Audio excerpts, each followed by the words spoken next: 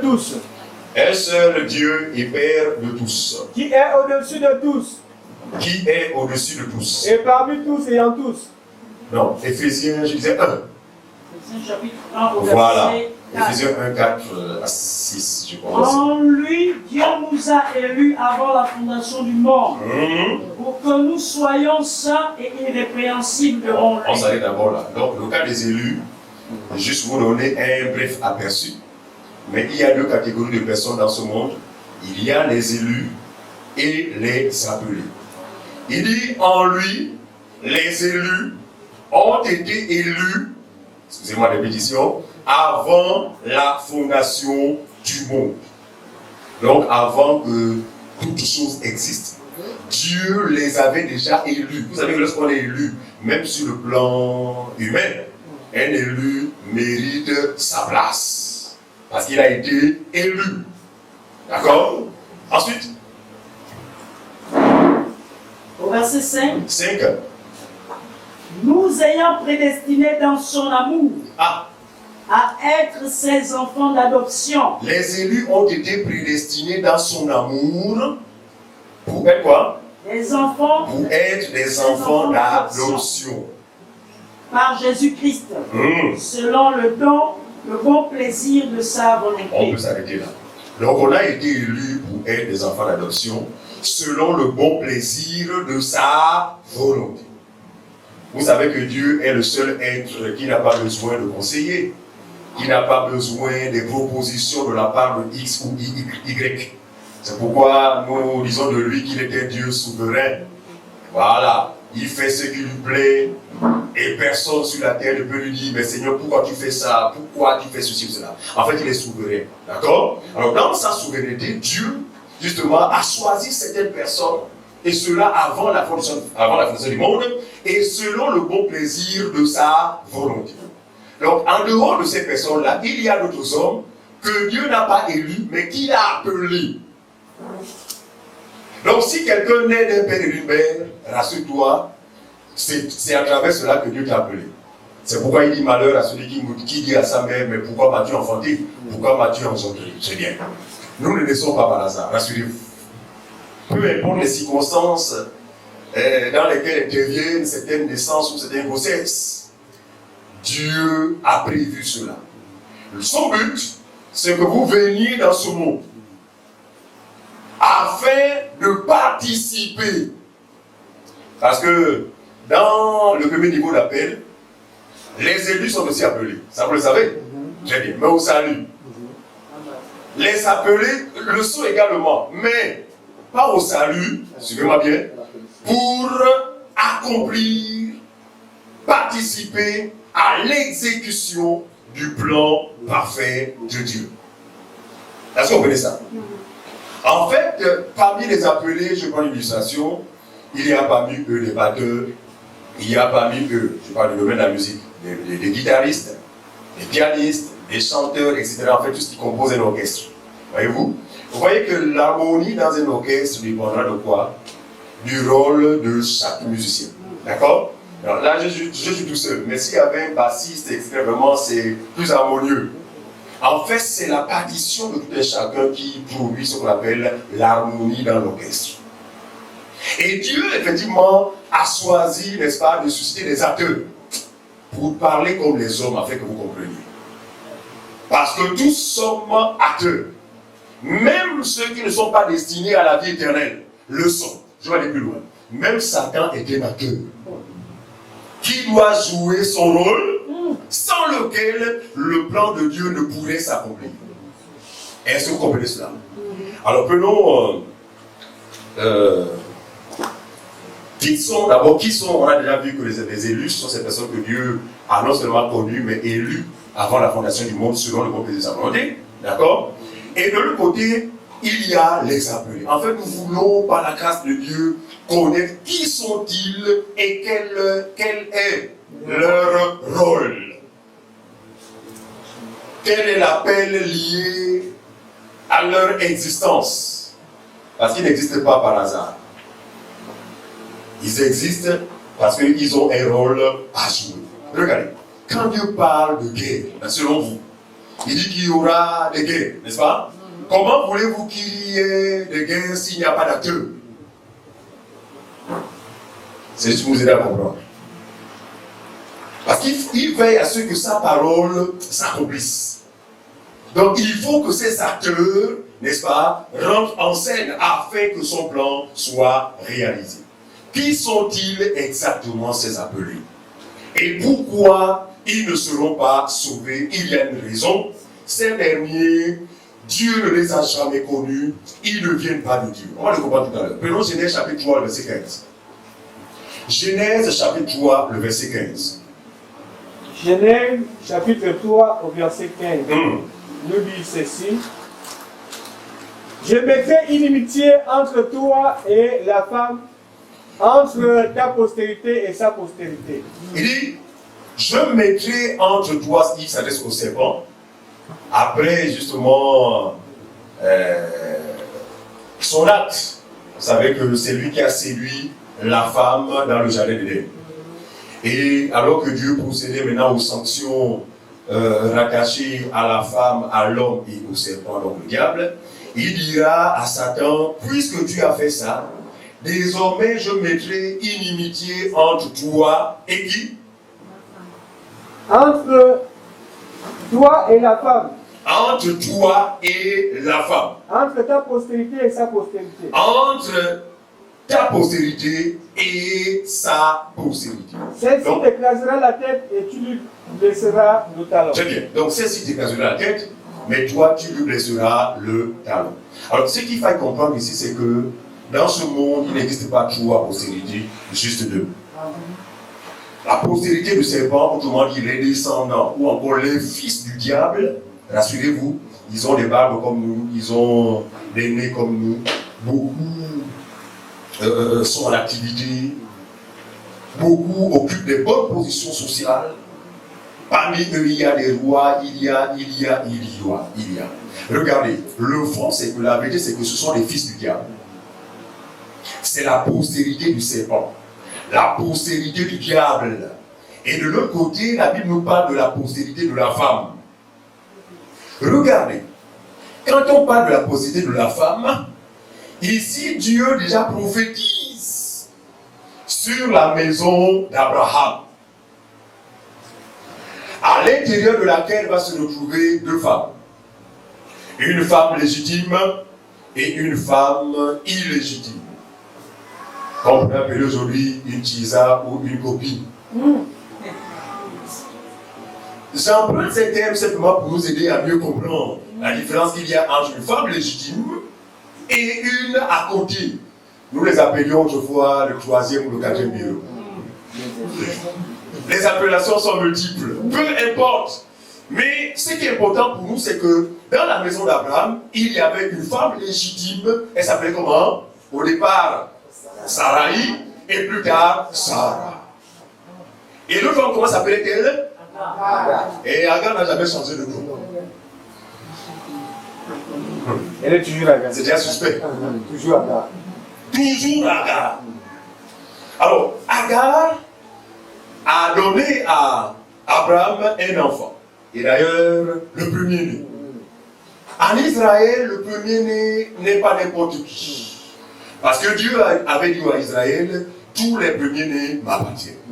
Que ce soit même parmi le bétail, les animaux, attention, les premiers-nés sont à moi. C'est pourquoi le Seigneur Jésus a été premier-né.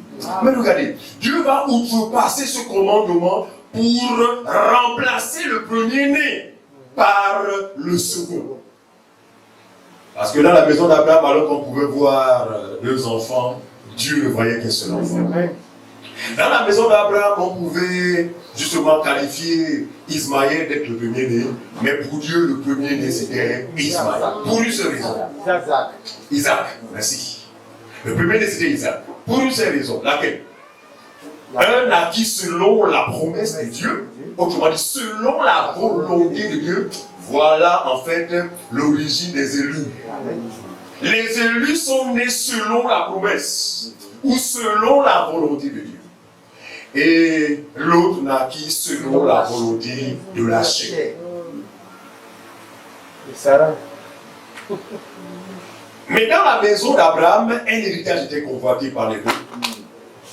Il y avait un qui le méritait, c'est le fils de la promesse, donc Isaac, mais l'autre ne le méritait pas. Et Dieu, voyant qu'il y avait un conflit interne, va se révéler à Sarah pour dire à Sarah, Sarah, chasse l'esclave et son fils. Parce que le fils de l'esclave n'a pas droit à l'héritage d'Abraham. L'héritage d'Abraham n'avait rien à voir avec la richesse dont il est question, parce qu'on parle d'Abraham qui était un homme riche, il y avait des troupeaux, etc., etc. Ces richesses étaient des choses de la terre. Vous allez voir que jamais les fils de la promesse ont eu pour l'héritage des choses de la terre. Ne vous trompez pas, que personne ne vous trompe sur ce sujet.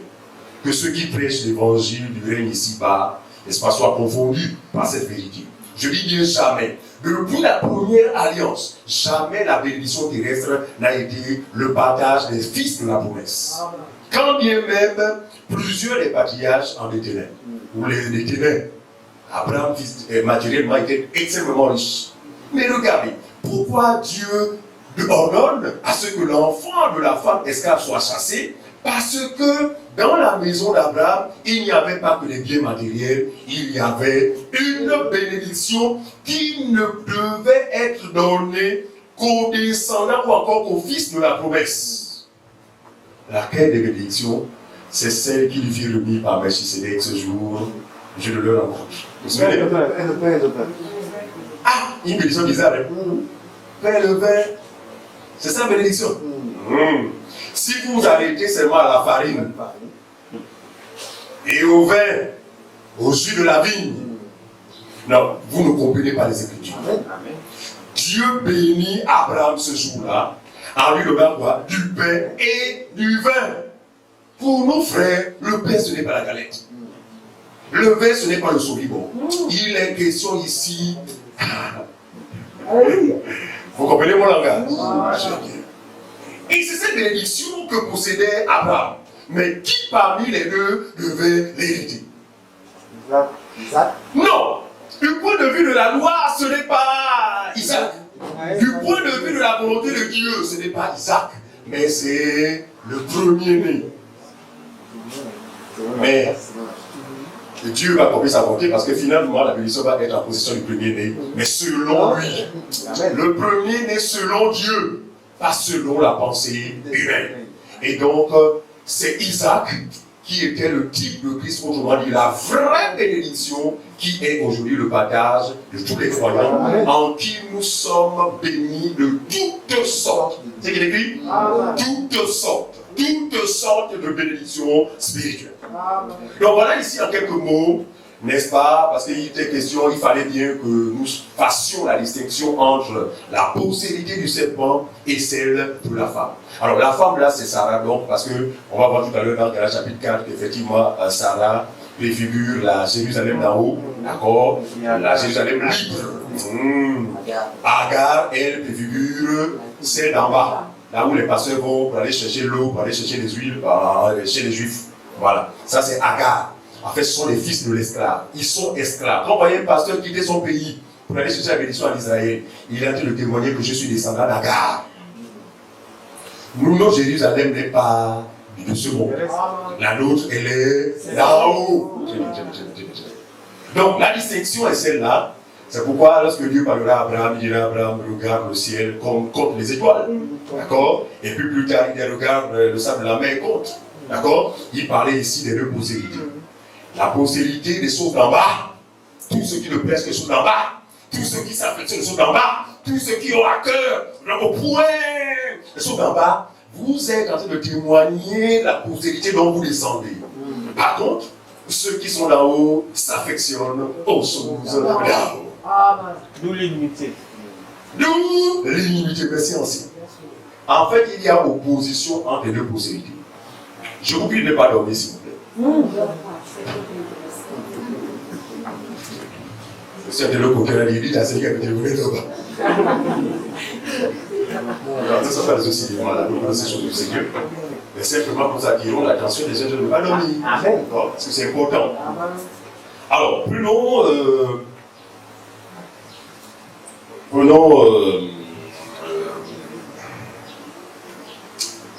Genèse, chapitre 4, on a lu ça? Genèse, chapitre 4, verset 1 à 5. Genèse, chapitre 4, verset 1 à 5. Alors, la postérité de la femme va être manifestée à travers les premiers enfants d'Adam. De même que celle du serpent va être manifestée à travers les deux premiers enfants d'Adam. On y va. Genèse 4, 1, 5. On y va. Genèse chapitre 4, verset 1 à 5. Ouais, il faudra un pupitre dans ce cas parce que. Adam connut Ève, sa femme. Elle conçut et enfanta Caïn et donc, elle dit. Adam connut Ève, sa femme, c'est qui écrit? Elle enfanta qui? Caïn. Elle enfanta Caïn. Et elle dit. Et elle dit. J'ai formé un homme avec l'aide de l'Éternel. Continue, frère. Au verset 2, elle enfanta encore son frère Abel. Parce qu'il fallait que les deux semences soient représentées. Amen. La descendance ou encore la semence du serpent et celle de la femme. Donc le deuxième naquit, n'est-ce pas? Regardez, les branhamistes, pourquoi les branhamistes sont bien aimés? Toi qui as un ami branhamiste, il faut l'aider à comprendre qu'ils ont été mal enseignés. Ils ont été trompés par Satan. Lorsque ceux-ci enseignent que Ève serait allée à la chaise danser, il y a le là. Lorsqu'ils enseignent que Ève serait allée avec le serpent sexuellement pour engendrer Adam, pour justifier, pour engendrer Caïn, pour justifier son mauvais cœur. Non, il n'en est rien. C'est écrit noir sur blanc. Ève connut, non, Adam connut sa femme. C'est écrit. Donc, ces enfants sont nés naturellement comme vous et moi. Est-ce que tu me comprends cela?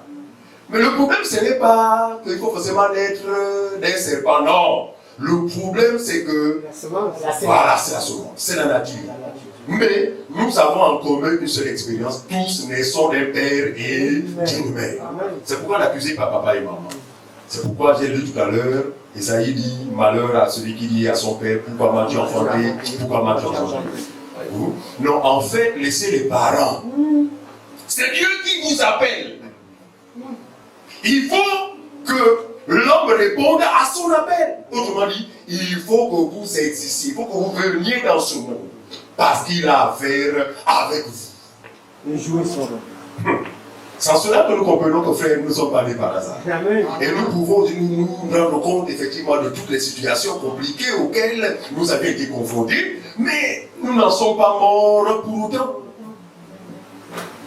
Je me suis chaviré peut-être combien de fois. J'ai chaviré combien de fois dans mon grand lac là-bas. Je pose des questions, pourquoi je n'étais pas mort? Je comprends qu'en fait, il y avait un appel spécifique. Quand Dieu vous appelle pour ceci ou cela, vous n'avez pas le droit de mourir sans jouer votre partition. Même si vous êtes de la descendance du serpent, vous ne mourrez pas sans avoir joué votre rôle. Amen. De même, ceux qui sont appelés selon son dessein ne mourront jamais sans avoir connu le salut. Amen. Peu importe la maladie qui va vous atteindre, cette maladie va atteindre qui? Même si c'est le sida, le cancer. Le cancer va atteindre le salut. Et quand le salut sera rentré, eh bien, Dieu va dire cancer, bon écoute, accepte ton œuvre. Mais il n'est pas question pour ce monsieur, pour cette dame, de mourir sans avoir reçu le salut. Pour une raison, parce que ce dernier y a été destiné. Dieu l'a appelé pour être sauvé. Comment toi, cancer, tu veux précipiter ou faire entrave à mon plan? Tu ne le peux. Parce que je suis ce Dieu qui est au contrôle des manettes. L'exemple du gars. Quand je parle de ces choses, je parle toujours de musique. Vous savez, dans le domaine musical, il y a ce qu'on appelle les studios d'enregistrement. L'ingénieur de son et, je dis quoi, se retrouve emprisonné par un ensemble de boutons. Voilà. Mais il n'est pas là pour dire, en fait, c'est grâce à ces machins que le nouveau dit, ah, ça c'est du bon son. Voilà. Dieu est devant les platines. Dieu est devant les manettes, veillant à ce que sa parole ne soit pas vaine. Veillant à ce que les hommes le disent un jour, mais c'est écrit, non, mais pourquoi ça ne s'est pas accompli? Ce que sa bouche dit, sa main l'accomple. Donc, vas-y, frère. Verset 2. Regardez comment va se manifester la semence ou encore comment va se manifester la descendance du serpent. Parmi les deux enfants. Elle enfanta encore son frère Abel. Abel fut berger et Caïn fut laboureur. Très bien. Au bout de quelques temps, Caïn fit à l'Éternel une offrande des fruits de la terre. Et Abel de son côté en fit une des premiers-nés de son troupeau. Donc, écoutez, les deux enfants vont manifester, parce que regardez, même si vous êtes appelé, vous n'êtes pas laissé la vie éternelle. Dieu, la notion du Dieu suprême est en vous. C'est ce qui vous poussera à vénérer la divinité, peu importe la manière dont vous le verrez. C'est ce qu'on a dit par le passé. Dans nos croyances bizarres, là, en fait, c'était la notion du Dieu véritable. En fait, chacun de nous a rendu un culte à Dieu, même sans le connaître, d'une manière ou d'une autre. Et vous allez voir que, et celui qui était destiné au salut, les deux enfants, et celui qui était destiné à la perdition, les deux vont offrir à Dieu un sacrifice. À la seule différence que celui du plus jeune a été agréable parce qu'il connaissait celui qui l'adorait. Or, celui du plus grand ne pouvait être agréable parce qu'il ne connaissait même pas celui qui l'adorait. La suite fait. L'Éternel porta. Et regarde. Abel, de son côté, en fit une des premiers-nés de son troupeau et de leur graisse. On y va faire. L'Éternel porta un regard favorable sur Abel et sur son offrande. Ah, regardez. Donc Dieu va regarder non seulement les deux offrandes, mais il va regarder aussi tout un chacun. Comprenez mon message, comprenez mon langage. Amen. Pourquoi il regarde non seulement aux offrandes, à leur qualité, mais également aux individus. Pour rechercher de quelle postérité sont ces enfants-là. Mais la Bible dit, en regardant Abel, il regarda son offrande et... Au verset 5. Oui. Mais il ne porta pas un regard favorable. Reprends le verset 4, s'il te plaît. L'Éternel porta un regard. Excusez-moi. L'Éternel porta un regard favorable sur Abel et sur son offrande. Très bien, c'est là. Sur Abel et sur son offrande. Donc Abel d'abord, pourquoi? Parce que ce qui est important pour Dieu, ce n'est pas toujours ce que nous donnons à Dieu, mais c'est d'abord ce que nous sommes. Amen. C'est pas ce que vous comprenez. Non, Dieu regarde d'abord à ce que vous êtes. Ce n'est pas ce que vous donnez. Beaucoup de pasteurs trompent les gens en leur faisant croire que non, c'est en donnant, c'est en faisant ceci. Non! Dieu, ce qui plaît à Dieu, c'est ce que vous êtes. Ou ce que vous êtes devenu. Quand je dis ce que vous êtes, c'est votre essence, votre origine, votre nature. Lequel semence êtes-vous? Et je pense que l'offrande d'Abel a été favorable beaucoup plus à cause de sa nature. Alors, c'est de son grand frère, pourtant il proposa à Dieu tous les meilleurs fruits de la terre. J'imagine son hôtel, embelli avec des fleurs, etc. Non, Dieu n'a pas regardé à la beauté de son offrande, mais Dieu regarda à sa nature. Et quand Dieu regarde sa nature, il a lutté. Il dit non, je ne me reconnais pas toi. Regardez, cette affaire a causé un mauvais climat entre les deux frères. Ici, pour justifier ou témoigner de ce que les deux semences doivent être, sont inutiles. Voilà. Voyez-vous, après que le petit frère ait été exaucé, la Bible nous enseigne que le grand frère tendit au petit frère un piège, alors qu'il était au champ, Vous connaissez la suite de l'histoire. Il tua son frère. En fait, il fallait que la semence, encore ce qu'il est, se manifeste. Et si nous avions assez de temps, on devait partir depuis Genèse, les premiers enfants d'Adam jusqu'à Christ. Vous allez voir que ces deux semences ont toujours été représentées. Est-ce que tu me comprends ça?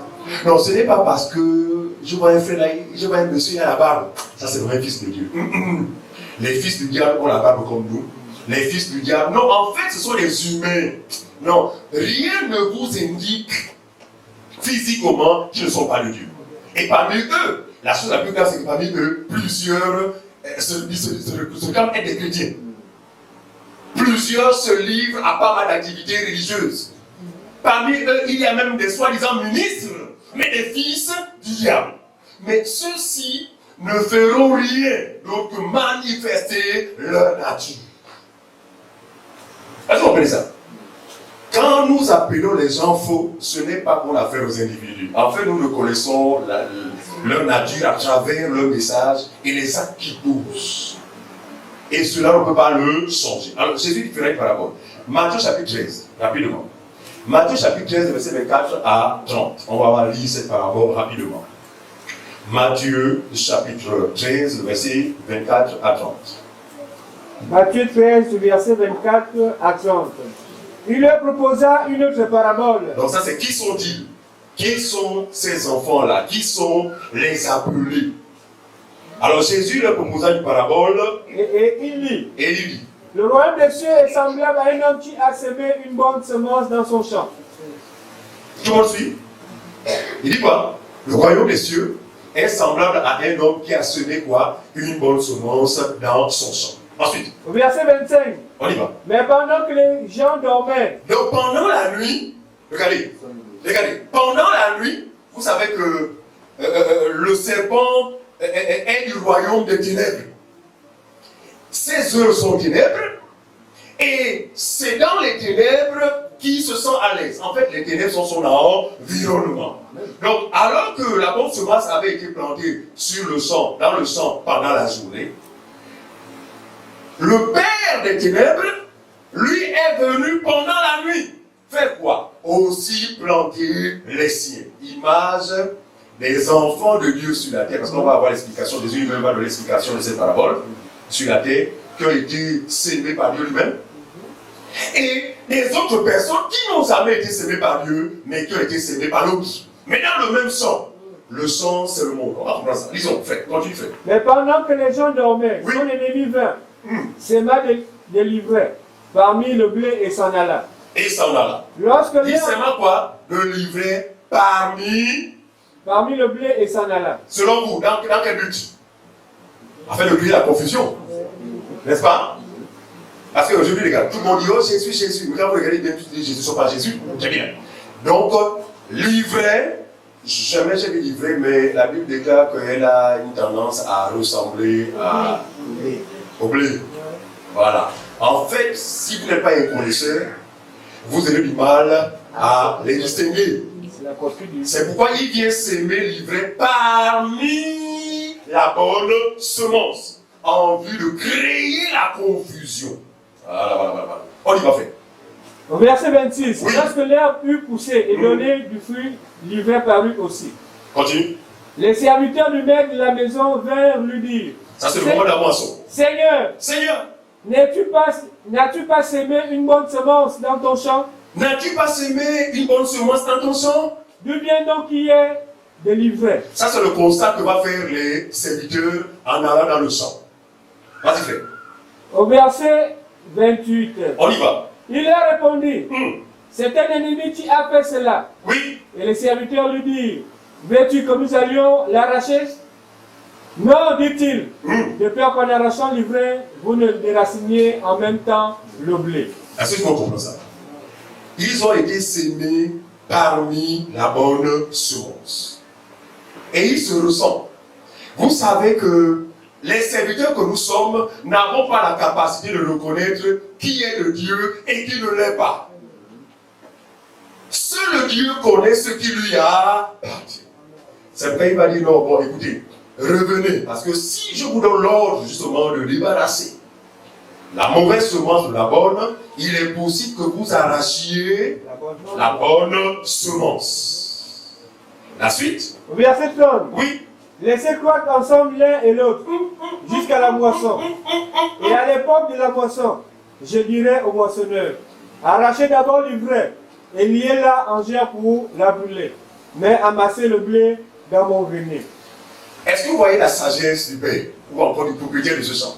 Il dit, non, dans ce cas, laissez croître ensemble. Regardez, nous sommes conscients d'une chose, c'est que nous ne pourrons mettre fin aux œuvres des ténèbres. Nous ne pourrons mettre fin aux faux évangiles, aux faux serviteurs, aux faux docteurs, etc. Mais regardez, quand nous dénonçons ces choses, ce n'est pas avec l'intention de mettre fin à ces choses parce que nous connaissons la... Mais quand nous dénonçons les faux serviteurs et leurs œuvres, en fait, à travers cela, nous sommes en train d'attirer l'attention des brebis qui appartiennent au Seigneur. Mais ce n'est pas tant dans le but de mettre fin. Nous ne le pourrons. Et nous en sommes conscients. J'entends que beaucoup de personnes, n'est-ce pas, en écoutant le fait que nous dénoncions je vais dire quoi, la manipulation, l'escroquerie, etc., n'est-ce pas, ça causait comme un déclic dans le cœur. Et suite à ça, ils sont venus vers les vrais serviteurs qui leur ont présenté l'évangile et ils ont cru. En fait, Dieu appelle d'une manière ou d'une autre. C'est pourquoi nous ne sommes pas les seuls qui croient qu'un prédicateur n'a pas le droit de dénoncer. Mais lisez depuis les prophètes. Jérémie, peut-être c'était l'école par de Dieu, mais le même esprit leur donnait de fustiger, de condamner les faux prophètes et leur message. Jésus, quand il est venu sur la terre, c'est la même chose. Il est venu avec un message du royaume, mais il n'est pas resté insensible faux. Il l'a fait. Les apôtres, c'est la même chose. Mais si c'est le même esprit, comment voulez-vous que nous nous abstenons de juger ou de condamner? Dès ce moment-là, ce n'est pas l'esprit de Dieu qui nous anime, c'est un autre esprit. On y va faire. Tu as fini? Alors, donc, l'explication, on va prendre l'explication, toujours 13, on va lire verset 36 à 46. À 43. Maintenant, Jésus lui-même va donner le sens, justement, le sens de cette parabole pour une meilleure compréhension. Parce qu'il parlait en parabole et il fallait que le peuple ou encore ses disciples aient la bonne information. Aient l'information avec précision. Alors, au verset 36, oui. Matthieu 13, verset 36. Alors, il envoyait la... 36 à 43. Il envoyait la foule et entrait dans la maison. Le Seigneur Jésus, pour donner l'explication à sa parabole, va d'abord s'assurer de la présence de qui et qui. Parce que les choses, n'est-ce pas, que je transmets à travers mes paraboles ne concernent pas les gens du dehors. Et donc, avant de donner l'explication, il va mettre d'abord toute la foule dehors. Pourquoi? Parce qu'il veut donner le sens, l'explication. C'est en cela que nous disons que l'explication de la parole de Dieu, frère, vous ne la trouverez pas dans les religions du monde. Vous ne la trouverez pas avec les gens du dehors. Vous ne la trouverez pas avec les prophètes majeurs. Vous ne la trouverez pas avec X ou Y. L'explication se trouve dans la maison. Et nous disons que la maison, c'est l'église. C'est l'église qui a le sens des Écritures. Voyez-vous? Alors Dieu mettra devant la foule pour donner le sens de sa parabole. On y va faire. Alors il envoyait la foule et entrait dans la maison. Oui. Ses disciples s'approchèrent de lui et dirent, explique-nous la parabole de l'ivraie du champ. Voilà l'attitude des vrais enfants de Dieu. Non, Seigneur, nous ne voulons pas nous contenter seulement de la lettre, mais de ceux qui se cachent derrière la lettre. Donc quoi? L'explication. Parce que seule l'explication fait vivre. Donc ici, la parabole, c'est l'expression de la lettre qui tue. Mais l'esprit vivifie. C'est ce qui est écrit. Alors, donc, voici l'attitude des disciples. Seigneur, explique-nous cette parabole. Au verset 37, on y va faire. Il répondit, celui qui sème la bonne semence, c'est le Fils de l'homme. Tu comprends ça? Celui qui sème la bonne semence, c'est le Fils de l'homme. Donc Dieu Ensuite, Le champ, c'est le monde. à la plantation là dont il parlait de ce monde. Donc dans ce monde, 2 semences ont été plantées. La première partie par Dieu, la seconde par le diable. C'est pourquoi on parle de 2 postérités, celle du serpent et celle de la femme. Donc les 2 postérités se côtoient. Nous vivons ensemble dans le monde. La seule chose qui différencie, bien que nous sommes de la même espèce, c'est-à-dire tous les humains, mais c'est notre nature. Amen. Voilà la différence. Mais sinon, comme on le dit, ce n'est pas écrit. Donc ne venez pas un jour poser la question, c'est mon frère, est-ce que moi je suis un élu? Non, nous ne saurons le savoir, mais c'est votre marche qui va le signifier. Amen. On va comprendre qu'un appelé ne peut pas résister longtemps dans l'Assemblée des Saints. Pourquoi? Parce que ce n'est pas son environnement. De même, lorsque vous retirez un poisson de son environnement naturel, à savoir l'eau, même sa manière de s'agiter quand vous le mettez au bord du lac, c'est pour dire que je ne me reconnais pas ici. Et c'est toujours en direction de quoi? De son environnement naturel. Et une fois là-dedans, ouf, c'est un peu cela. Ah, enfin chez moi. De même, plusieurs de ceux qui nous visiteront, ou qui visiteront les assemblées des saints, leur persévérance sera fonction de leur nature. Si vous n'êtes pas de Dieu, qu'on veuille ou non, vous finirez par vous en aller. Et parfois, par des raisons bêtes que Dieu va permettre comme ça, juste pour vous chasser. Non, je ne vais plus parce que maman, le frère là m'a fait ça, moi je ne viens plus, je ne viens plus. On comprendra que le problème, c'est pas le frère. Le problème, c'est que qui n'est pas chez toi, va-t'en. Ce sont ces choses-là dont on a besoin, qu'on doit prêcher, afin que non seulement nous nous examinions, que nous sachions exactement qui nous sommes. On va en parler en détail. On y va faire. Le champ, c'est le Donc, monde. le champ, c'est le monde. La bonne semence, ce sont les fils du La royaume. bonne semence sont les fils du royaume. L'ivré, ce sont les fils du malin. C'est qui écrit. Combien? Qui sont ces personnes livrées? Les fils du malin. Donc, je n'ai pas lu quand il dit que dans ce monde, il y a des fils du diable. Regardez.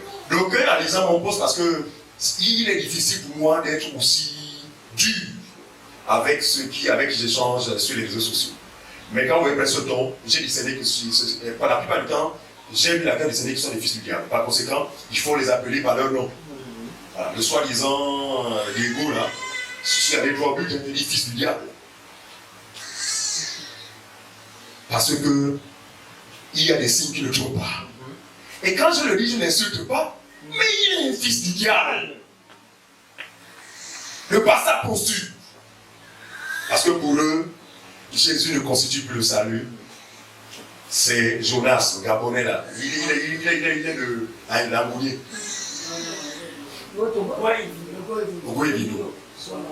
C'est Swangeli Jonas qui est le chemin, la vérité et la vie. Selon vous, qui peut dire que la place est le fils du diable?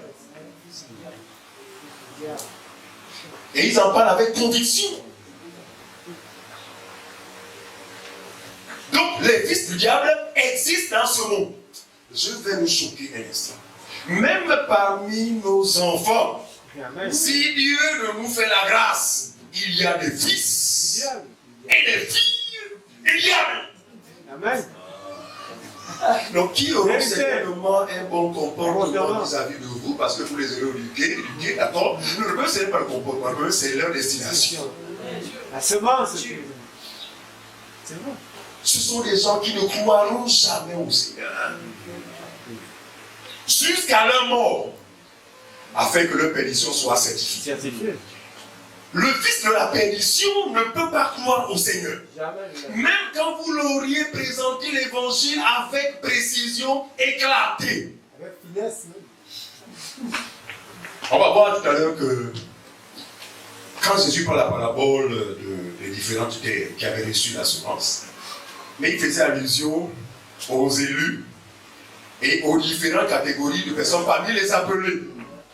Voilà. Parce qu'il y a des appelés qui sont carrément clairs avec vous.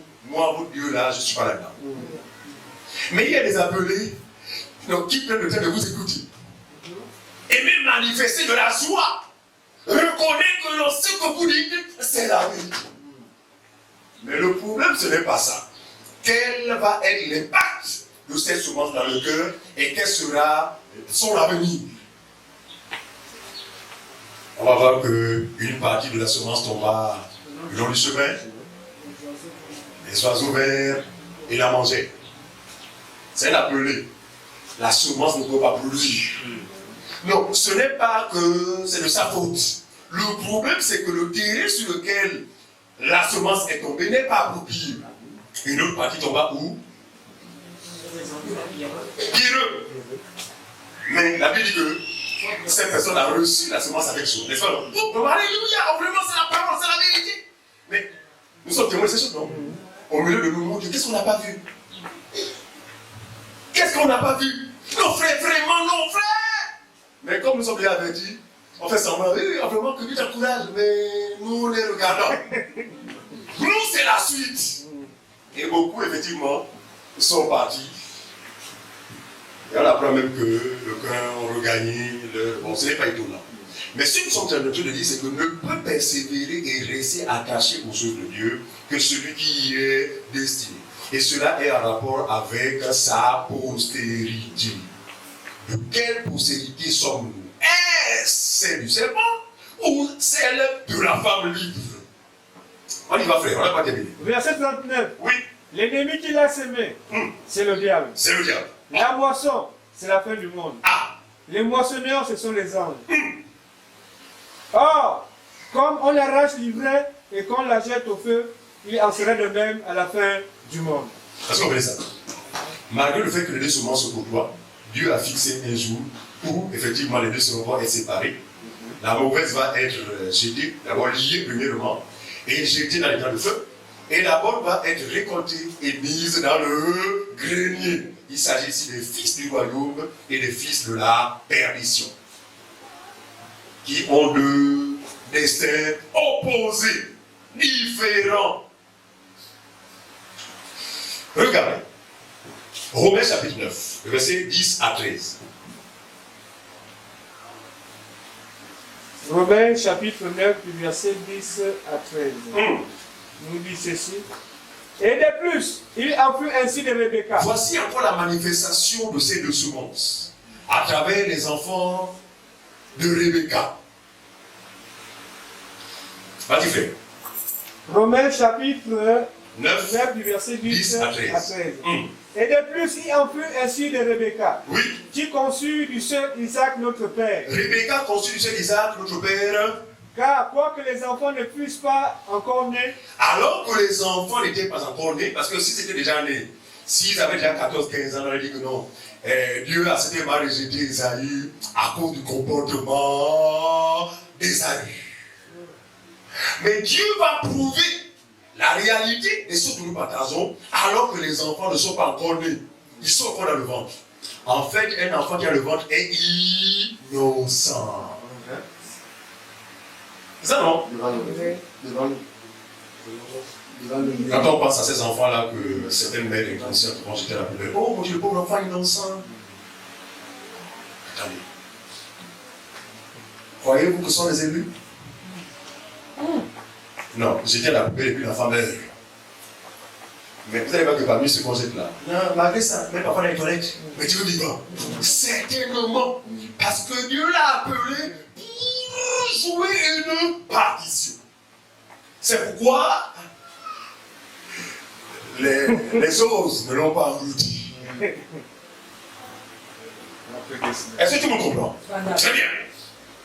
On évolue. Ce sont des choses que vous n'entendez jamais dans les assemblées parce que les gens ont peur de la question de la part du peuple. Ils disent oh donc Dieu est injuste. Ils n'ont pas la parole. Ils n'ont pas des réponses à appropriées. C'est pourquoi ils ont dit ah, les thèmes comme ça ne plaisent pas. Sinon, Dieu, les hommes ont commencé à voir dans Dieu comment un Dieu injuste. Dans le fond, il n'est pas injuste. Comment voulez-vous qu'il sauve ce qui lui appartient? Tu sais qu'il ne lui appartient pas. Le problème, c'est de lui appartenir ou pas. On y va, c'est difficile à avaler. Car quoique les enfants ne fussent pas encore nés, et ils ne firent ni bien ni mal, Ces enfants n'avaient fait ni bien ni mal. C'est qu'il écrit.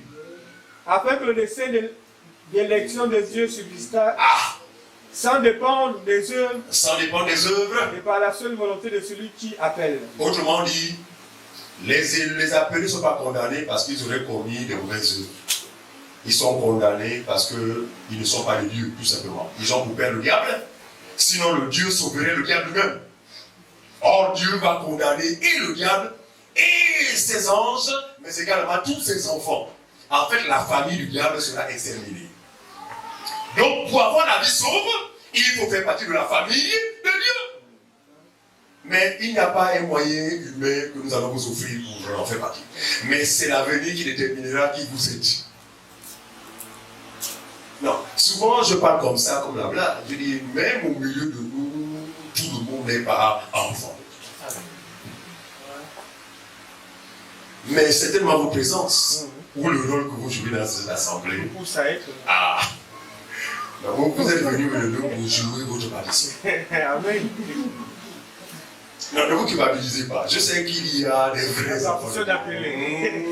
Leur vie chrétienne se justifie. Alléluia. Par leur amour, leur compréhension des Écritures. Bref, ils ont goûté aux choses d'en haut.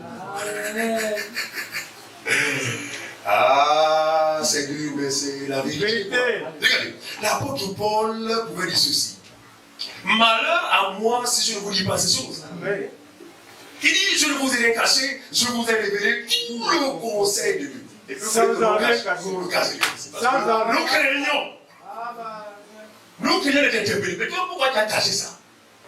Penses-tu que j'ai mis ces choses par écrit en vain pour que tu ne les pèses pas? Donc, nous ne voulons pas être châtiés parce que nous n'avons pas pour châtiment l'enfer. Mais nous avons un châtiment de Adam aussi. Comme un père châtie ses enfants. Sans nous rejeter, mais une bonne pastorale parce qu'on n'a pas prêché tout le conseil de Dieu.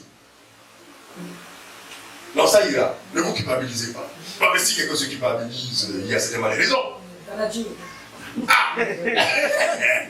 Il y a certainement une raison.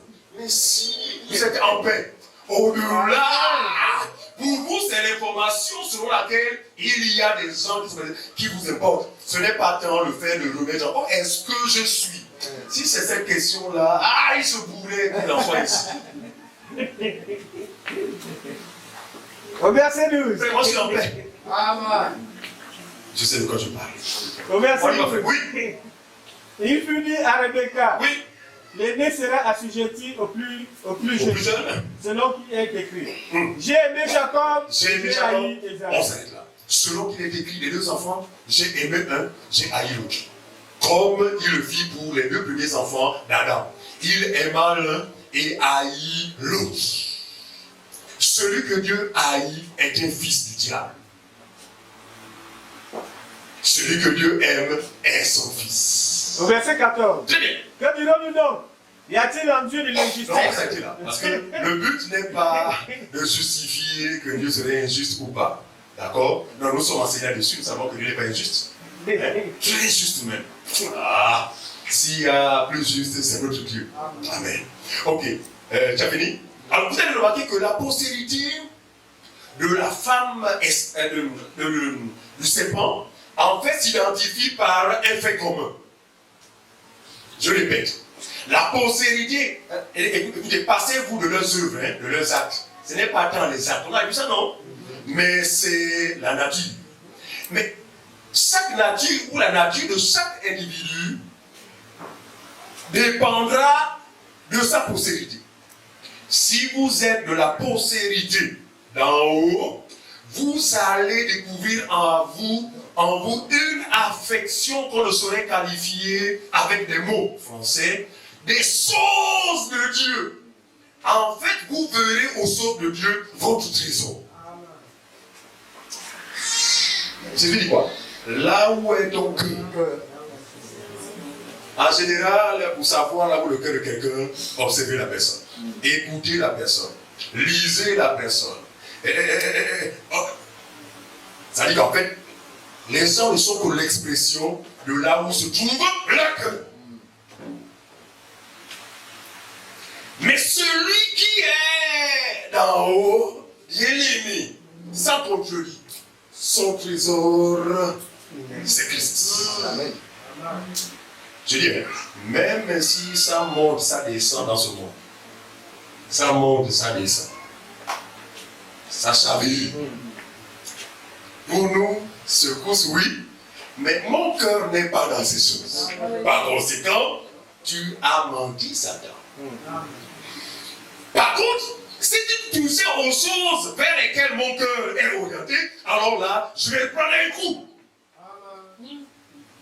Mais comme tu ne peux les toucher, frère, touche à tout ce qui me concerne, je sais que mon cœur n'est pas là. Tu veux toucher à ma voiture, touche à ma voiture. Touche à ma maison, touche à ceci, mais tu ne peux toucher à mon héritage. Là où est ton cœur, là sera ton trésor. Donc l'attitude de tout un chacun est déterminée de l'endroit où est ton cœur. On y va, frère. Donc j'ai aimé Jacob, j'ai haï Esaü. Et je disais qu'ils ont une particularité. En fait, la race du serpent, ou encore la postérité des serpents, se reconnaît par quelque chose qu'ils ont en commun. Qu'est-ce qu'ils ont en commun? Ce sont des gens qui ont fait fi, ou qui feront fi à l'œuvre de Jésus sur la croix, pour rechercher leur justification, leur bénédiction, etc., par ce qui vient d'eux, ce qui viendrait d'eux. Vous avez entendu ce message? Si tu veux être béni, il faut faire comme ça. Si tu veux connaître une percée financière, il y a même des bandits qui organisent des séminaires avec des thèmes tels que venez découvrir les clés de la percée financière. Menteur. Non, je sais que ceux qui sont dans le domaine marketing, etc., effectivement, ont des outils, d'accord, ou ont des clés qu'ils pourraient vous donner, mais il n'a pas les clés de Dieu. Mais les bandits cupides appellent les gens pour connaître comment connaître une percée financière. Regardez, ils ne s'appesantissent qu'aux choses d'en bas, parce que leur cœur est en bas. Il y a différence entre apprécier ce qui est en bas, ou soupirer après ce qui est en bas, et l'affection de ce qui est en bas, ou l'affection de ce à quoi nous soupirons dans ce monde. En fait, c'est l'affection qui est dangereuse. Très, très, très dangereuse. Pourquoi? Parce que, en fait, nous prouvons à Dieu que nous ne l'aimons pas. Mais nous aimons ce que nous cherchons. Nous aimons beaucoup plus ce à quoi nous aspirons. Ce n'est pas un péché d'aspirer à avoir une maison, avoir un mari, une femme, voyager. Donc, voyager avec vos propres moyens. Ne voyager pas après avoir escroqué les gens. Est-ce que vous comprenez? Non, ces choses-là, donc vous jouez de ces choses, mais sans plus. Pourquoi? Parce que dans le fond, votre cœur ne se trouve pas dans ces choses. Donc, Jésus est profond. Là où, j'insiste, là où est ton cœur, la nature le révélera. Donc, discutez avec les gens. Observez les gens. En fait, souvent je prête à des exercices de ce genre face au bureau. À l'égard des collègues, je m'assois et puis je regarde le langage des gens. En fait, tout témoigne de ce que ces gens-là ont besoin de Jésus. Ils sont encore en bas, ils sont en bas, ils sont en bas, ils sont en bas. Leur langage, en fait, leur amour pour le monde, frère, est plus que manifesté. Effréné, passionnel. Oh, la passion n'appartient à Dieu. Oui. C'est Dieu qu'il faut passionner. Il faut s'affectionner à Dieu. Non, c'est Dieu. Mais regardez, est-ce que la grâce vous a été accordée de comprendre que même ce à quoi nous aspirons passe? Qu'est-ce qui demeure? Mais là, selon vous, à quoi devons-nous nous affectionner? Sont sérieux? Un peu de sérieux. Tu vas te marier, ok. Et après, pas d'interrogation. Tu vas construire, ok. Et après, pourquoi nous autres qui n'avons pas de maison à faire? On aspire, mais mon cœur n'est pas dans la maison. Parce que je sais que je la laisserai un jour. Heureusement, j'ai des enfants, ils peuvent le regarder. Eux aussi, ils doivent savoir qu'ils vont la laisser. Sauf si, en tout cas, il y a un job, ils vont le dire au galop. Est-ce que tu me comprends ce que je dis? En fait, je suis en train de situer l'église dans les choses qui nous concernent. Nous ne sommes pas d'en bas, s'il vous plaît. Ne laissez aucun souci de cette vie vous envahir. Sauf si ce souci se reconnaît en votre nature. Sauf si ce souci-là se reconnaît en votre nature. Si c'est le cas, c'est légitime. Si ce n'est pas le cas, ce n'est pas légitime. Ouvrez les yeux. Non, non, non, non, non, non, non, non, non, non. J'ai besoin de facette. Mais tu ne gagneras pas mon cœur. Mon cœur est orienté vers les choses éternelles, vers les choses parfaites. Vas-y, frère. Alors, donc, ils ont en commun une seule chose, ils sont tous sous la loi. C'est pourquoi ils vous demandent de présenter des sacrifices. C'est pourquoi ils vous disent votre salut dépendra de votre comportement. C'est pourquoi ils vous disent si tu ne fais pas une telle offrande, les portes ne peuvent pas s'ouvrir. En fait, ils sont tous sous la loi. C'est pourquoi ils vous disent si vous ne payez pas la dîme, vous allez être maudits. C'est pourquoi ils vous disent il faut élever un autel pour détruire les autels mystiques. Qui vous a dit que dans l'église, l'autel est encore un endroit où on vient mettre des sacrifices? Qui vous l'a dit? Qui vous l'a dit? L'autel physique était sous la première alliance. La première alliance est dans le à venir. Il nous faut maintenant chercher à connaître ce que c'est l'autel dans la nouvelle alliance. C'est quoi l'autel, frère? L'autel, c'est la parole de Dieu. C'est Christ. Amen.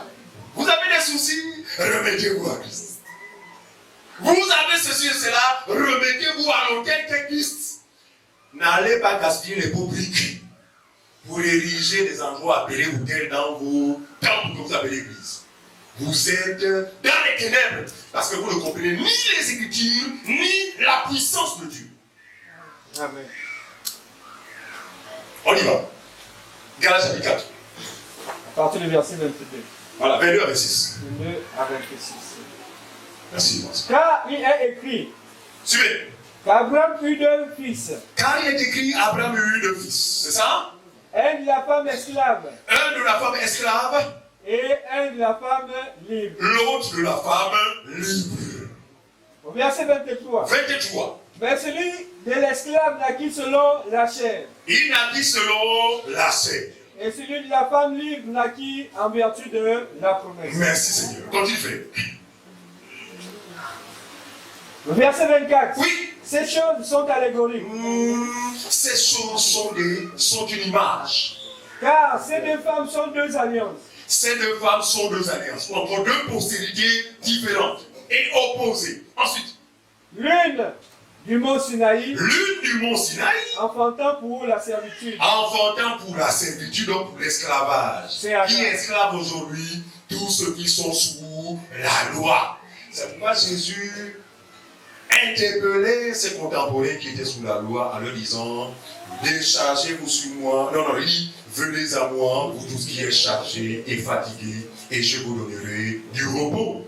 Or, c'est le repos qui est le partage aujourd'hui en tant que croyants. Mais ceux qui ne croient pas, je vous assure que vous le voulez ou non, sont sous le joug de l'esclavagisme. Très bien.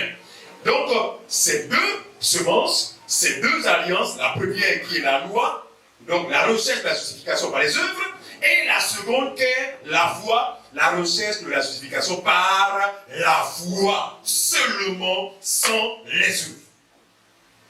On y va.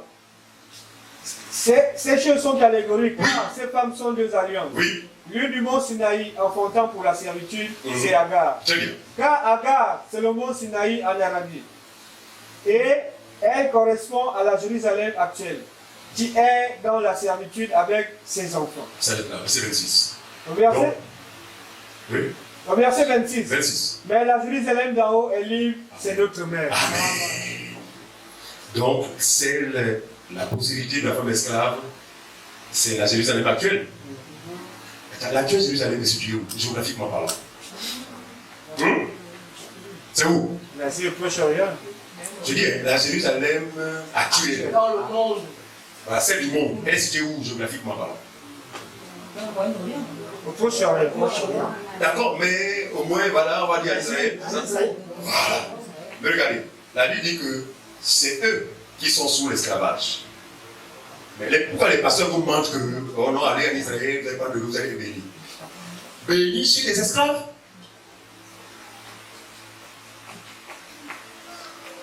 Pourquoi les pasteurs vont en Israël et vous ramènent des cornes? Oh, vous savez, en Israël, on sonnait le chauffeur. Sorcier. On va sonner ça là-bas dans le Mbadja. Parce que nous avons clairement enseigné ici que tous les symboles en rapport avec le culte des Juifs parlaient de la personne de Jésus. Tout cela s'est accompli en sa personne. Donc quand vous voyez un soi-disant ministre prendre une corne, que non, lisez dans Exode, c'est écrit comme ça, c'est le pire des aveugles, parce qu'il ne sait pas que la corne s'est accomplie en Christ, qui aujourd'hui sonne la trompette par son évangile à travers ses serviteurs. Les faux ministres aujourd'hui, en fait, ils ne comprennent pas les Écritures. Comme c'est écrit, il faut un tali avant de prier. Nous avons là des talis. Non. Ça c'est, comme dit la Bible, ils sont voilés. Ils sont devenus durs d'entendement lorsqu'ils font la lecture de l'Ancien Testament. Un voile est jeté à les yeux et les empêchant ainsi d'avoir l'explication de toute cette symbolique. Mais à l'église vraie, nous n'avons plus besoin d'huile d'onction, nous n'avons plus besoin de cornes, nous n'avons plus besoin d'étendards, nous n'avons plus besoin d'âge d'alliance. Il y a des sectes pernicieuses qui, dans les assemblées, ils ont un endroit, un coin, dans le bâtiment qui s'appelle le lieu de l'essai. Et derrière ce rideau-là, ils ont fabriqué une caisse appelée H d'alliance. Vous êtes le pire des aveugles. Vous êtes très aveugles. Dieu ne reviendra jamais dans la symbolique parce qu'il est la réalité. Ces choses étaient ombre des choses à venir et non l'exacte représentation des choses. Que l'opportunité nous soit accordée d'enseigner dans un temps où règne les ténèbres, afin que le peuple soit éclairé. C'est ma prière. Alors, Matthieu chapitre 7. Donc on a vu qu'ils ont quelque chose en commun. C'est quoi? Ils sont tous sous la loi. Ah, ils ont encore une particularité, c'est que ils sont extrêmement nombreux.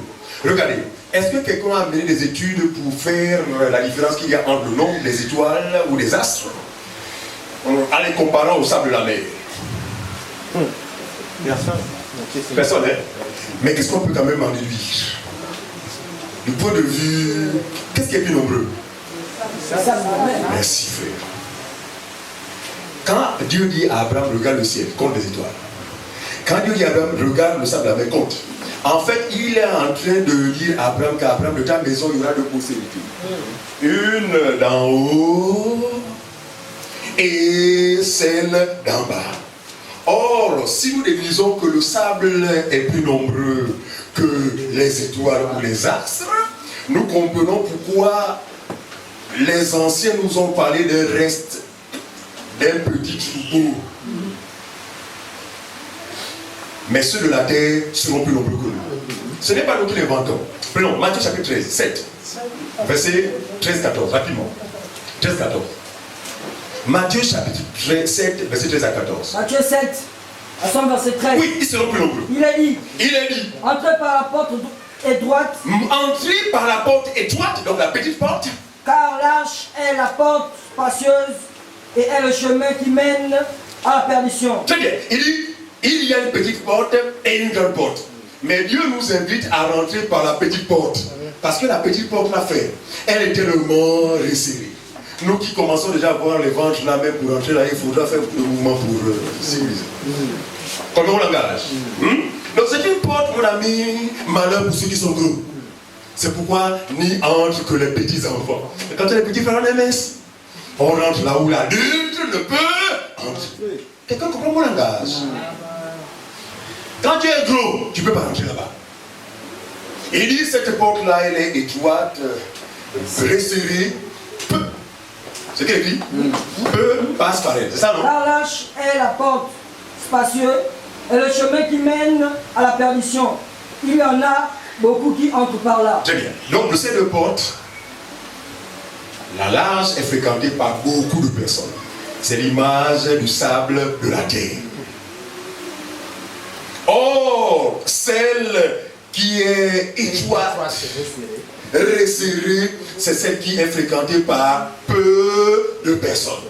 Ici, c'est l'image, Jésus montrait l'attention que ma postérité est infime.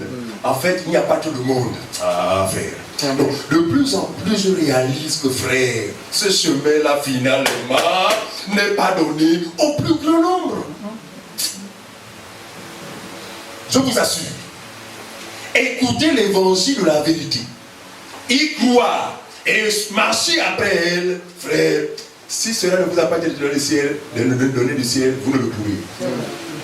C'est pourquoi nous connaissons cette opposition. Mais une opposition qui se justifie parce qu'il ne s'agit pas de la porte large, spacieuse. Regardez.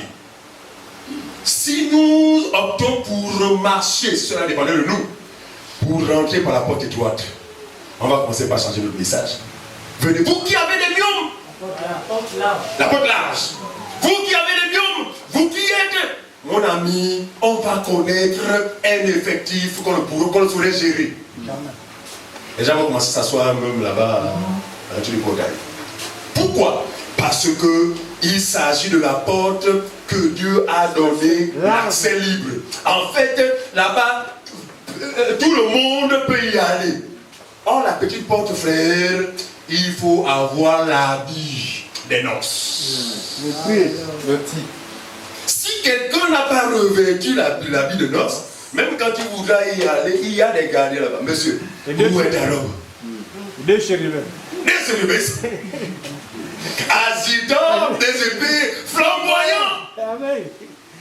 Monsieur, qui t'a invité? Oh non, j'ai été invité. Bon, d'accord. Montre-moi ton billet. Billet là, d'accord. Mais où est ta robe? Fais demi-tour. Non, ce sont là des choses, c'est pas si. Ce qui est terrible avec l'évangile, c'est que le mot français ne suffit pas. Amen. C'est pourquoi nous comptons beaucoup plus sur l'esprit. Parce que c'est l'esprit qui complète nos manquements en français. Donc, la porte, elle est spacieuse. C'est pourquoi les assemblées des hommes sont remplies de personnes. Jamais, j'insiste, jamais, au grand jamais, une assemblée de saints va connaître un effectif aussi important. Je dis bien jamais. Jamais. C'est pourquoi j'ai l'habitude de dire que le jour qu'on va commencer à constater ça, frère. Frère, réunion d'anciens le même jour. Selon vous, qu'est-ce qui peut justifier cela? Ce n'est pas normal. On a dû falsifier l'évangile. Non, ce n'est que quand on falsifie l'évangile que, alors là, je vous assure, même nos temps sur le plateau, frère, si c'était le faux évangile, le téléphone ne soufflerait pas. Appel après appel.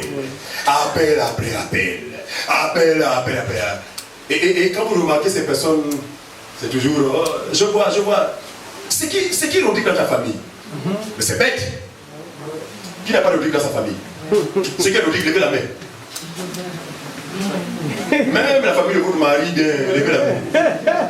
N'est-ce pas une évidence? C'est quoi ça? Saragosto Sogatura. Voilà! Des prophéties qui ramassent tout sur le passage. Des évidences. Oh, je vois. Il y a une maman qui a mal au bas-ventre. Si t'es permis, j'ai demandé qu'elle lève la main. Et on a déjà trouvé même un doigt. Est-ce que ça se justifie? Arrêtez de vous faire rouler par ces faux ministres qui, dépourvus de l'esprit, dépourvus de la vraie parole, vous enfarinent dans une fausseté qui certainement vous conduira dans les ténèbres. On continue, frère. Tu as fini? Nous sommes dans verset 14. Mais 14, rapidement. Mais étroite est la porte. Mais étroite est la porte. Réservez le chemin qui mène à la vie. Resserrez le chemin qui mène à la vie, c'est ça? Et, Voilà. et il en a peu qui les trouvent. C'est qui comme ça? Hein? Il y en a peu qui trouvent cette porte. Parce qu'elle n'est pas attrayante. Hein? En fait, elle n'inspire pas. Parce que ça, c'est quelle église ça? Dans une maison. Pardon, nous on a une église là-bas.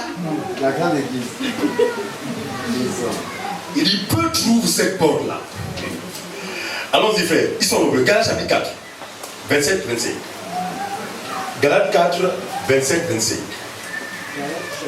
27, 29. Autant pour moi. Galates chapitre 4, verset Ils sont très nombreux. 27. On y va. À combien? 29. 29. Car 27, il 29. est écrit, Car il est écrit, réjouis-toi stérile, réside-toi stérile. toi qui n'enfantes point. Il s'agit de Sarah, la femme libre. Il est écrit, toi, régis-toi parce que tu n'enfantes point. D'accord? Vas-y. Éclate et pousse des Crie. cris. Des cris. Oui. Toi qui n'as pas éprouvé les douleurs de l'enfant. Toi qui n'as pas, voilà, toi qui n'as pas enfanté. On continue. Car les Car, enfants de la délaissée suivez. Les enfants de la femme esclave, les enfants de la délaissée seront plus nombreux que qui? que les enfants de celles qui étaient mariées. Voilà.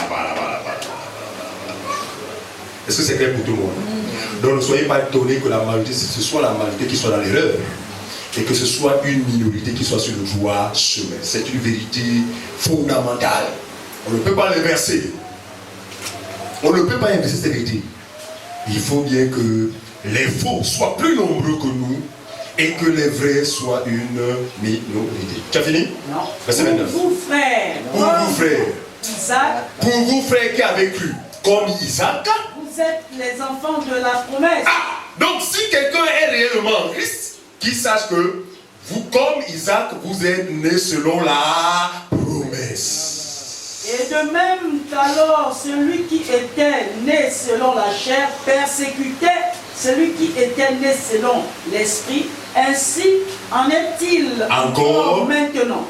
Est-ce que vous comprenez pourquoi nous subissons cette opposition de la part de ceux qui se réclament être des chrétiens? Ils disent qu'ils sont chrétiens, mais quand on rentre dans les trucs qui concernent la chrétienté, on n'est pas d'accord. Et là, c'est un conflit qui forcément va s'installer. En fait, c'est un conflit, la Bible dit qu'il en a été ainsi depuis le commencement. On a vu que les deux enfants d'Adam étaient dans ce conflit. Les deux enfants dans le ventre de Rebecca étaient dans ce conflit. Et ce conflit a commencé depuis le ventre. Et Paul dit qu'il en est encore ainsi aujourd'hui. Conflit entre deux camps. Entre ceux de la foi et ceux de la loi. Ces deux postérités opposées, l'une appartient au diable, celle de la loi, et l'autre appartient à Jésus, celle de la foi. Nous ne serons jamais d'accord. Parce que nous ne sommes pas le même Père. Deuxièmement, nous n'avons pas la même nature. C'est bon? Ok, prenons Matthieu, chapitre 13, verset 47 à 51. Rapidement. Matthieu 13. On n'a pas encore vu le rôle, bientôt. Matthieu 13, 47, 51. 47, 51. Matthieu 13, 47, 51. On y va. Nous dit ceci. Oui. Le royaume des cieux est encore semblable à un filet jeté dans Ce la mer. royaume est encore semblable à un filet qu'un pêcheur du lac comme moi a jeté Dans la mer. dans la mer. Nous, on n'a pas la mer, frère, nous, on a le lac. La mer. Mais le lac. Et ramassant des poissons de toute espèce. Regardez. Je jette mon filet et quand je vais le matin, mon filet a ramassé des poissons de toute espèce. Des yaras, des mâchoirons, des gousons, des carpes. D'accord? Une variété de poissons. Regardez, Jésus dans ses paraboles, frère, est profond. Mais sauf que ceux à qui il s'adressait avaient les oreilles bouchées. Mais il parlait des choses qui concernaient le royaume. Il était en train de leur dire que, attention, peu importe votre façon de faire pour chercher à me plaire, mon choix est souverain. Et mon choix a rapport avec mon élection. Ces personnes que j'ai moi-même choisies et élues. Donc, le filet a ramassé toutes sortes de poissons. Après quoi? Au verset 48. Oui. Quand il est rempli, les pêcheurs le tirent. Voilà. Et après s'être assis sur le rivage, Donc, ils sont tellement nombreux dans le filet que le pêcheur estime que, s'il faut lever un là, je vais rentrer au village à 14 heures. Vaut mieux mettre le filet avec tout le poisson, direction le village. Mais c'est au bord, au débarcadère, que maintenant il va s'asseoir. Dans le village, nous étions nombreux à le faire à cause de la multitude de poissons. Mais Jésus dit, en ce qui concerne sa pêche, le tri, c'est lui seul qui l'exécute. Il n'a pas besoin d'aide. Admettons que Dieu a pour seule préférence, parmi les poissons, le mâchoiron malheur au Yara. Malheur au bouchon. Malheur aux silures. Malheur au salon. Est-ce que vous comprenez ça? Lui, c'est le machin. Frère, vas-y, continue, frère, on va comprendre. Il met dans des vases ce qui est bon. Et il jette ce qui est mauvais. Oh, Seigneur, comment tu m'as dit que parmi les poissons, il y a des bons et des mauvais? Poisson, c'est poisson. Poisson, c'est poisson. Attention. Manger, c'est manger. Poisson, ce n'est pas forcément poisson pour Dieu. Pour nous, les hommes, ce sont des poissons. Mais la Bible dit, je connais ce qui m'appartient. Donc pendant qu'il allait là, toi, je ne me connais pas, toi, tu n'es pas mon frère. Va là-bas. Donc nous serons dans des glacières. Pas pour être mangé. Attends, mais manger, c'est la destruction. Mais dans un vivier. Ça veut dire que je parle, non? Parce qu'on a appelé à vivre, donc, voilà. Donc, il est question aussi, n'est-ce pas, du choix souverain que Dieu va faire à la fin de toutes choses. On peut coller cela à la moisson, n'est-ce pas, où les serviteurs vont être envoyés et mettons d'un côté la mauvaise semence et de l'autre la bonne semence. C'est la même chose. Au verset 49. Oui. Il en sera de même à la fin du monde.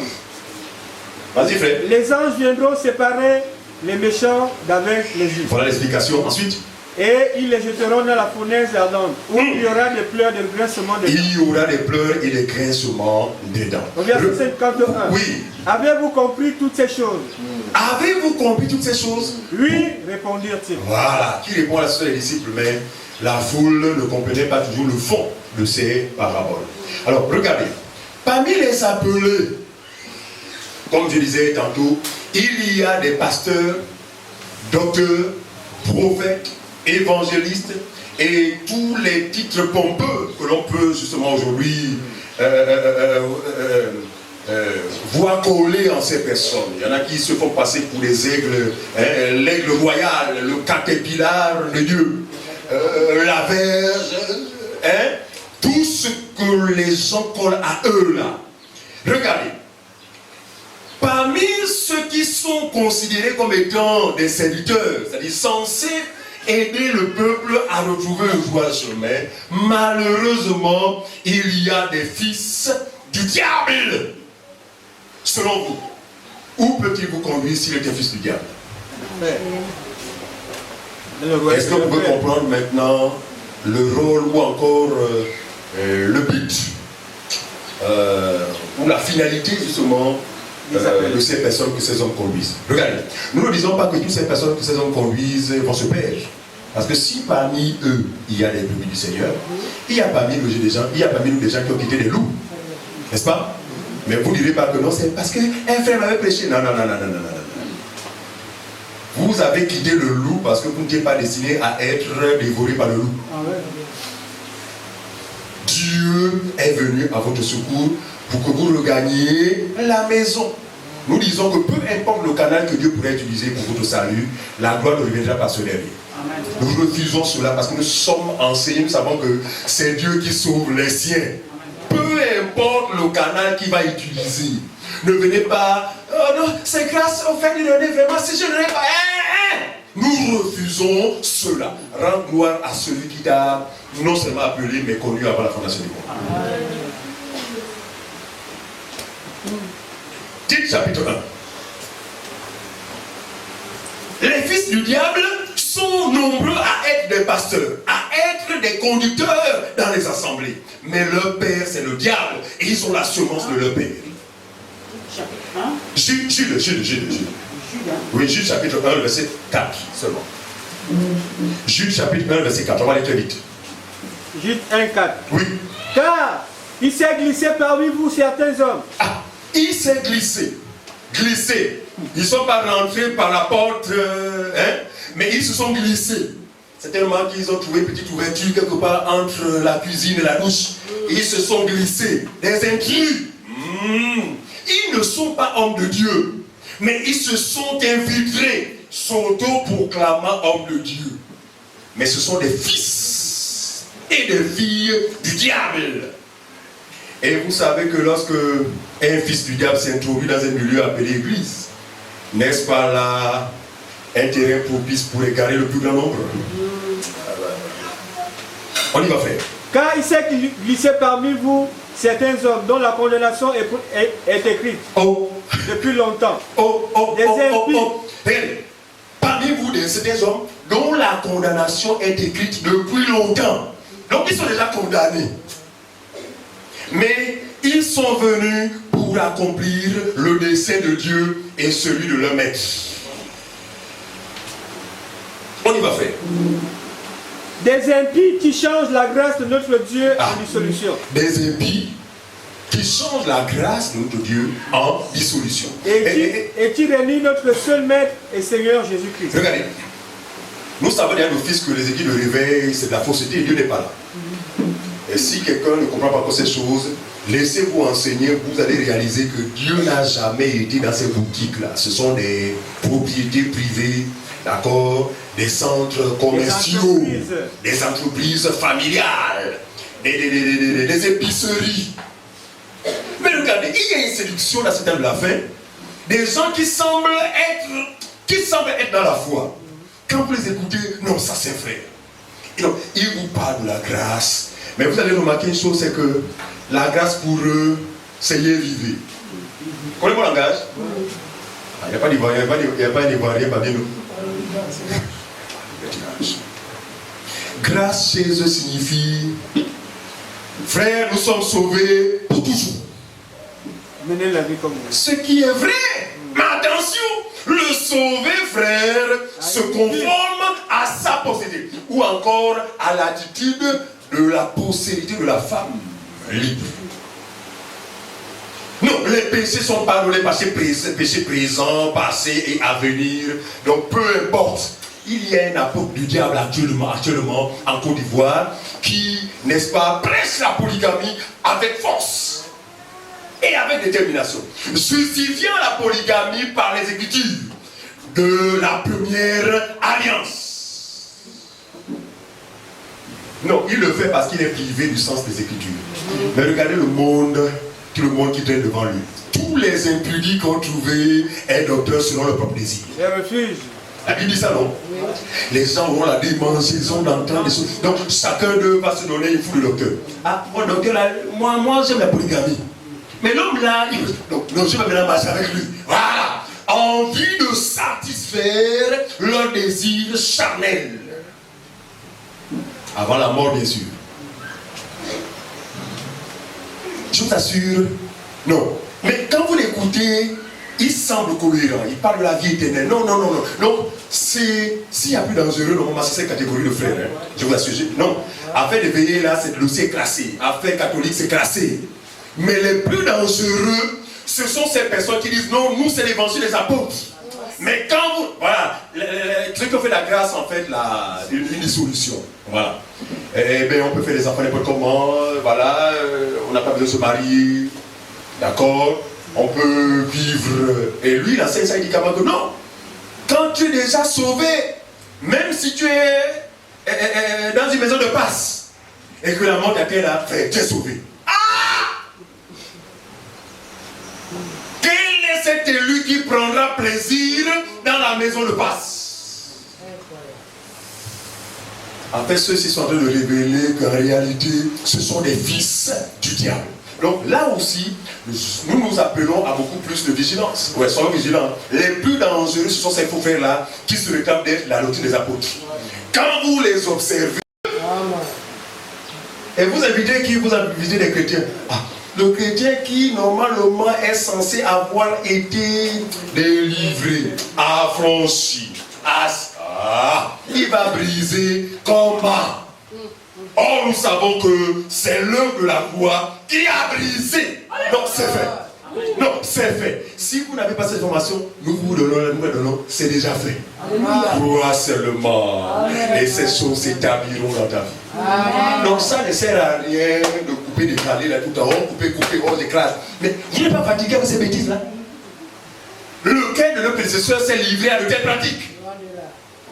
Pourquoi? Parce qu'ils avaient connaissance, ils avaient foi de l'œuvre. De la foi. C'est notre repère. Non, c'est notre seul repère. Nous n'avons pas de repère, frère. Vous nous amenez dans les dynamiques mystiques, on ne se connaît pas. Nous, c'est l'œuvre de la croix qui nous intéresse. Vous nous amenez dans les hôtels, on n'est pas là-bas, on ne connaît pas ces choses-là. Nous, c'est l'œuvre de la croix qui est tout pour nous. Ésaïe 46, verset 9 à 11. Rapidement, s'il vous plaît. Et c'est normal parce que vous avez grignoté de mon temps.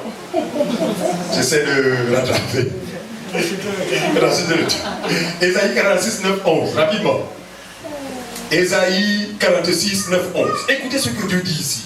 Ésaïe 46, 9 au verset 11. On y va, frère. Souvenez-vous de ce qui s'est passé dès les temps anciens. Car je suis Dieu. Et je n'ai pas changé. Et il n'y a point d'autre. Je suis Dieu et il n'y a point d'autre. C'est ce qu'il écrit.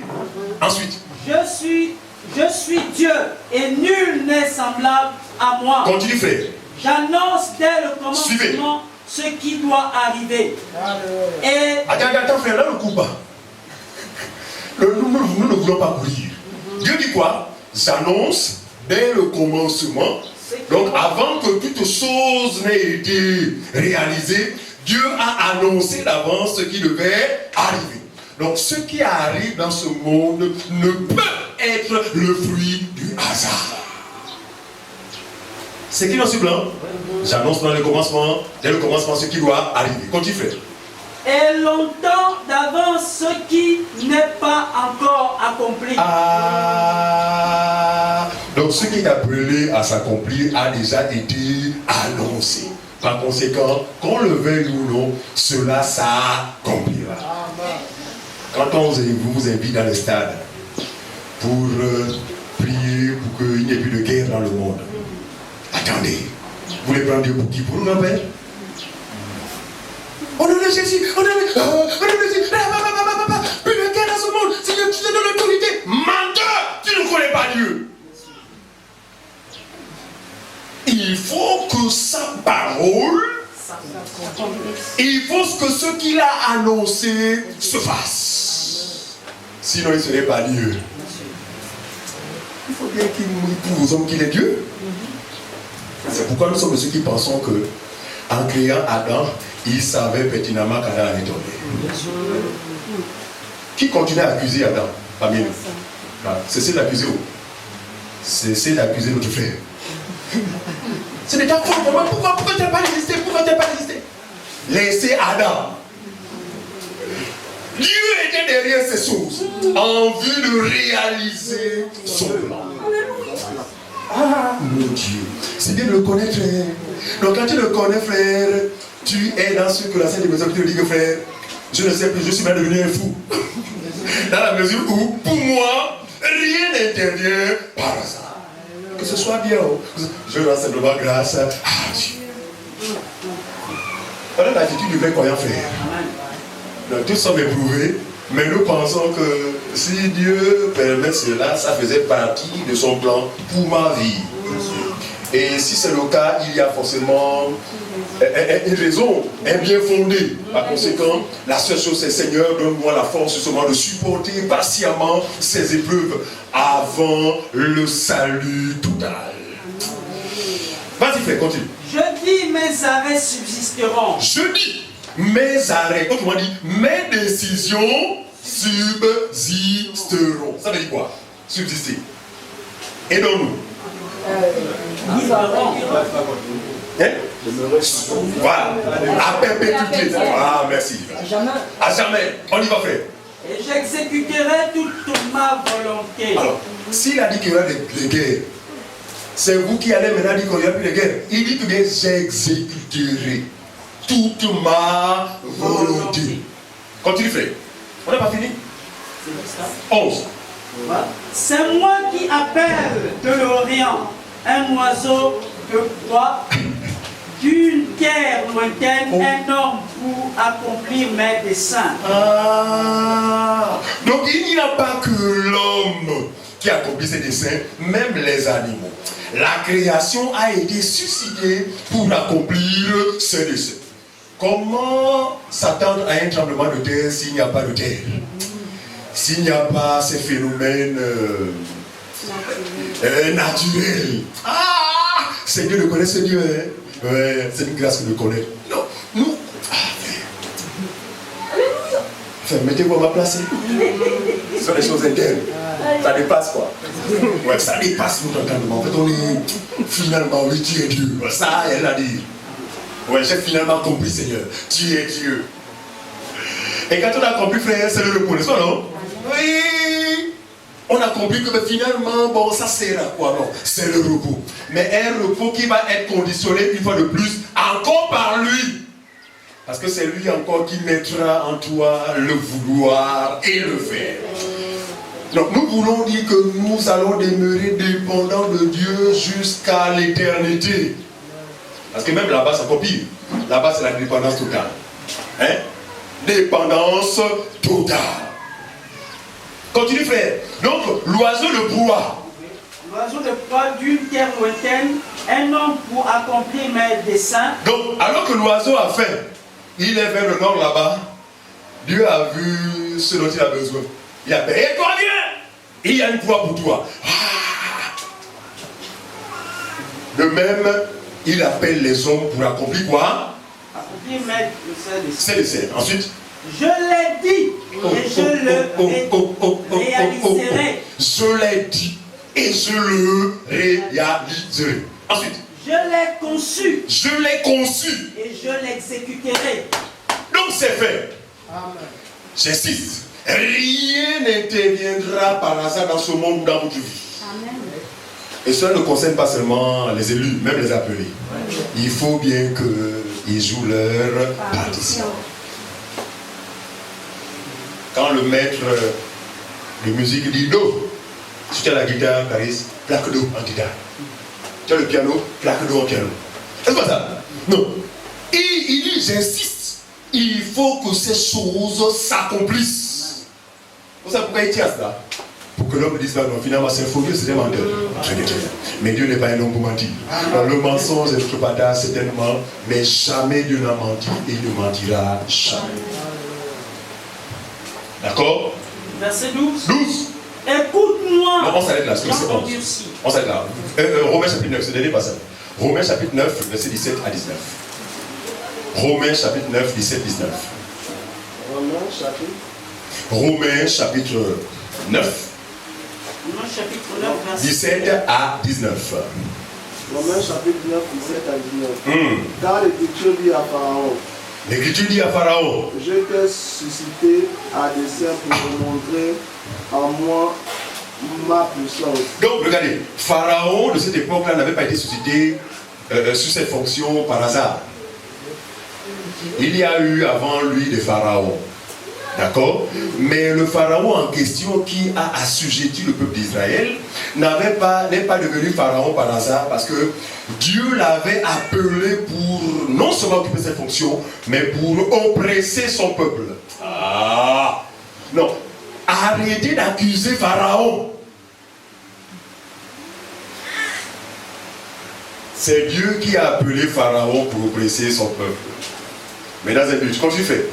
Et afin que mon nom soit publié par toute la terre. Vous voyez, l'histoire d'Israël, en fait, on en parle jusqu'à présent, non?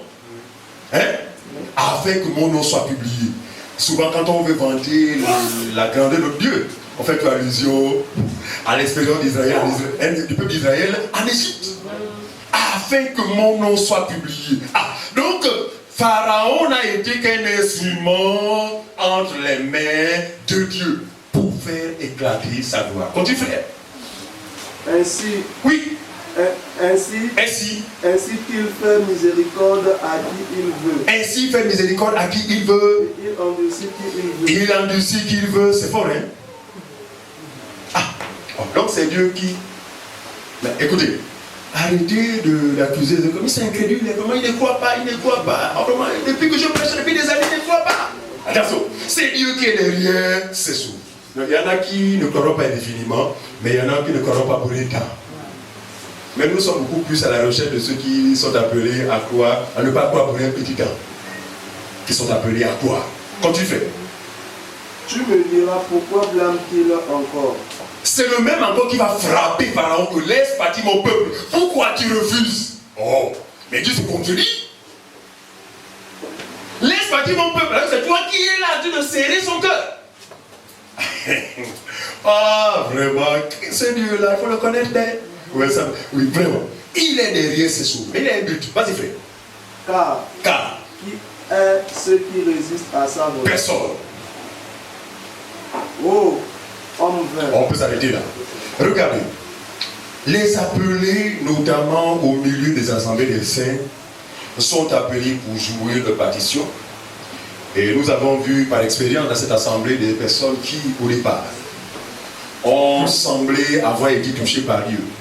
Et ces derniers ont convaincu X ou Y de ce que non, allons là-bas, vraiment non, c'est la vraie parole. Et une fois rendu ici, ou dans une assemblée des saints quelque part dans le monde, 2, 3 réunions, suivez-moi bien, ces personnes ont fait demi-tour. Et ce sont ces personnes qu'ils ont invitées qui ont demeuré. Donc les appelés aussi sont chargés de conduire les élus devant la porte. Après quoi, je regagne mon environnement naturel. Les appelés, ce sont aussi dans l'assemblée des saints, ces personnes qui sont là non pas parce que la parole de Dieu a eu un impact dans leur vie, mais parce qu'ils ont des intérêts personnels. Des intérêts avec les soeurs. La soeur, elle est ministre. Donc là, comme je suis chômage, là, il faut que j'aille à cette assemblée. Mais regardez, Dieu, tu peux tromper les hommes, mais Dieu connaît de chacun. Et ce qu'il va faire, c'est que pour te mettre dehors, parce que tu es livré, d'accord, il va endurcir le cœur de la sœur, qui pourtant peut permettre à ce que tu sois recruté pour dire, vraiment là, je ne pourrais pas. Et regarde ce que ça fait dans ton cœur. Oh, comment? Il chrétienne, il dit qu'elle est chrétienne, vraiment non, non, pas ça, mais ça, je ne partirai plus jamais. Non, le problème, ce n'est pas parce qu'elle a refusé, c'est Dieu qui te chasse. Non, vous savez vraiment, non, votre assemblée là, non, c'est-à-dire que quand je ne peux plus avec parole, mais ce que j'ai contre vous, c'est que vous avez trop jugé. Moi, je n'aime pas quand on juge. Et ce sentiment peut amener certaines personnes à aller chercher l'assemblée où on ne juge pas. Mais rassurez-vous, une assemblée où on ne juge pas, c'est là où règne les ténèbres. Parce que l'absence de jugement, c'est quoi? C'est l'incapacité à distinguer le vrai du faux. Or, l'Église vit dans la lumière, par conséquent, la capacité est notre partage. Nous savons faire la différence qu'il y a entre le rouge et le blanc, etc. Donc, en fait, Dieu va épurer l'Église, les assemblées locales. Par quoi? Par des situations qui va permettre, expressément, en vue d'éprouver la nature de tout un chacun.